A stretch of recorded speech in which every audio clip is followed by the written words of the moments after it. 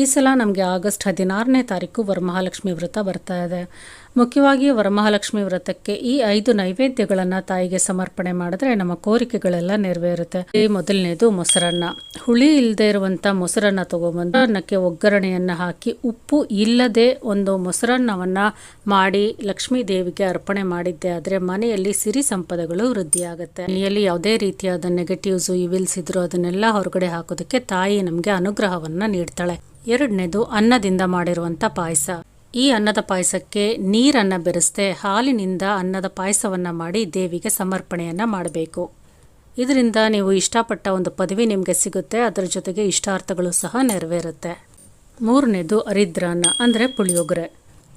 ಇದರಿಂದ ಮನೆಯಲ್ಲಿ ಗಂಡ ಹೆಂಡಿರ ಮಧ್ಯೆ ಯಾವುದೇ ಮನಸ್ತಾಪ, ಕಲಹಗಳು, ಭಿನ್ನಾಭಿಪ್ರಾಯ ಇದ್ದರೂ ಸಹ ಅದೆಲ್ಲ ತೊಲಗಿ ಹೋಗಿ ಸಂತಾನ ಭಾಗ್ಯವನ್ನು ಕೋರ್ಕೊಳ್ತಾ ಇರೋರಿಗೆ ಖಂಡಿತವಾಗ್ಲೂ ಒಂದು ಆ ಭಾಗ್ಯ